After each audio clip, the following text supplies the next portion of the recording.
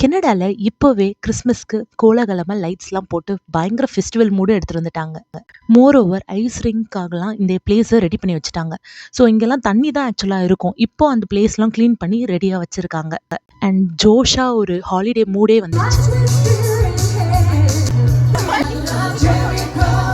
இப்போவே Santa Claus parade, Santa Claus கூட வந்து ஃபோட்டோ எடுக்கிற ஸ்பாட் மாதிரி அந்த மாதிரி பயங்கரமாக ஆக்கிட்டாங்க.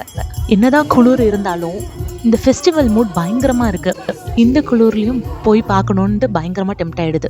என்னதான் வளர்ந்தாலும் இந்த லைட்ஸ்லாம் பார்க்கும்போது அப்படியே பயங்கர ஒரு ஜோஷாக தான் இருக்கு.